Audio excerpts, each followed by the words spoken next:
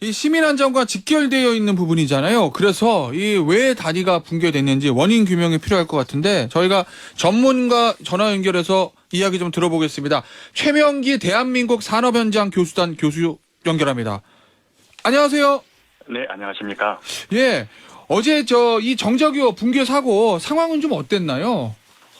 어제 아마 방금 방송에서 들으셨겠지만, 이 교량은 1993년에 준공된 교량이에요. 예. 그래서 지금 현재 한 30년 정도 노후된 교량이죠. 이 교량의 길이는 약 한 108m 정도가 되고요. 폭은 26m, 왕복 6차로 교량입니다. 이제 교량은 잘 아시는 것처럼 차량에 다니는 차도가 있고요. 그다음에 사람들이 건너 다닐 수 있는 이제 보행로가 있는데, 네. 이 보행로 50m가 이제 붕괴가 되면서 안타까운 사고가 이제 발생이 됐던 거죠. 네. 이 가장 궁금하고 또 중요한 게 붕괴 원인이잖아요. 지금 아직 뭐 모든 분석이 끝나진 않았을 텐데 보시기에는 어떤 게 가장 유력하다고 보시나요? 붕괴 원인 중에? 지금 여러 가지 이제 원인들을 이제 전문가들이 이야기를 하고 계시는데요. 예. 일반적으로 이제 붕괴가 되는 그 공식들이 있어요. 예를 들어서 이제 작용하는 그 힘이 있겠죠. 저희는 이제 저희 표현으로는 작용하중이라고 얘기를 하게 되는데, 이런 작용하는 힘이 있을 거고요. 그 다음에 이제 버티는 힘이 있습니다. 네. 우리 사람이 물건을 들 때, 내가 들 수 있는 그 어떤 무게보다도 더 무거운 물건을 들게 되게 되면 이게 이제 상당히 못 드는 것처럼 이제 그런 원리거든요. 그래서 결국은 붕괴되는 원인은 작용하는 힘이 굉장히 버티는 힘보다 더 많이 작용이 됐다든지, 네. 그렇지 않으면은 하중은 똑같은데 이 버티는 힘이 상당히 좀 떨어졌던, 뇌하력이 좀 떨어진 이런 상태거든요. 네.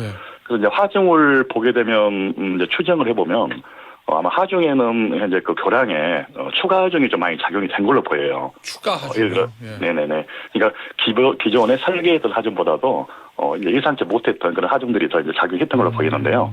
그 원인이 지금 보도 그 하부 쪽에 보게 되면 그 통상적으로 상수도관이라든지 예. 또는 뭐 통신이라든지 이런 어떤 케이블들이 이제 그 다리에 매달려서 예. 이게 이제 지나가게 되는 거죠. 그러면 애초에 설계할 때는 그것까지 생각하지 못했는데 나중에 그것 때문에 하중에도 네네, 실렸다 뭐 그렇죠. 이렇게 이해되는 네네. 거예요. 예. 그런데 통상적으로 이런 어떤 관을 매달기를 할 때는 이제 그런 영향을 다 검토를 하거든요. 예. 이걸 내가 매달았을 때 실제 교량이 문제가 있는지 없는지를 다 검토를 하게 되는데, 예. 그 부분은 좀 더 확인을 해봐야 되는 상황이고요. 알겠습니다. 그리고 이제 예. 그리고 이제 교량 상부에도 역시 또 하중이 작용이 된 거죠. 예를 들어서 뭐 보도 블록이라든지 차량하고 보도를 분리시키기 위해서 이제 그 방어 울타리들, 네. 이런 것들이 이제 되면서 노도교로 보니까요, 2010년, 16년, 21년을 비교 분석을 해보면 이 교량이 약간씩 이제 그 단차도 좀 있고요. 예. 교량도 좀 처진 부분이 있고 교량이 좀 균열이 갔던 그런 부분이 좀 있습니다. 네. 아마 제가 알기로는 그 분당을 지나가는 탄천, 그 탄천을 지나는 지금 이 붕괴된 다리 같은 것들이 유사한 다리들이 계속 쭉 나열되어 있는 걸로 저는 알고 있는데 그 주변에 있는 다리들 괜찮습니까? 왜냐면 조건은 다 동일할 거 아니에요. 네, 그렇죠. 당초 이 분당 택지가 이제 개발이 되면서 이제 같이 공사를 했던 걸로 판단이 되고요. 그렇죠. 아무래도 교량 자체가 뭐 정자교가 됐든 뭐 순회교가 됐든 예. 이런 교량 자체도 거의 아마 시공사도 비슷한 아마 시공사가 공사를 했을 가능성이 있어요. 예.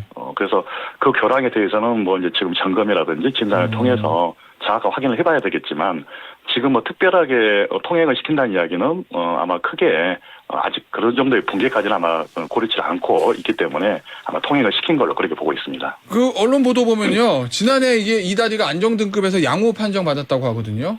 그러면 당시 점검이 뭐 결과론이긴 하지만 부실 점검이었다는 걸로 봐야 됩니까? 아니면 당시 점검 이후에 1년 동안 뭔가 불가피한 일이 생겼다 이렇게 저희가 봐야 되는 겁니까? 기본적으로는 점검에 좀 문제가 있었다고 일단 판단을 하고요, 제 입장에서는요. 예. 통상 이번 전번에 우리 신도림 쪽에 보도 육교가 이게 한번 붕괴된 적이 있었잖아요. 예, 예. 그 당시에도 점검했었을 경우에는 A급 양호 상태로 나왔던 거죠. 그게. 그런데도 붕괴가 됐다는 것은 실제 이 점검에 상당히 문제가 있었다. 거기에는 이제 여러 가지 요인이 있어요. 뭐 이제 그 점검하는 어떤 비용 부분이라든지 또는 하도급에 대한 문제라든지 여러 가지 문제가 있는데, 이번 기회를 통해서 이 점검에 대해서도 다시 한번 면밀하게 조사를 좀 할 필요가 있을 것 같습니다. 알겠습니다. 마지막으로 질문 하나만 더 드릴게요. 더 이상 사고가 있으면 안 되지 않습니까? 뭐 분당뿐만 아니라 다른 도시들 마찬가지고요.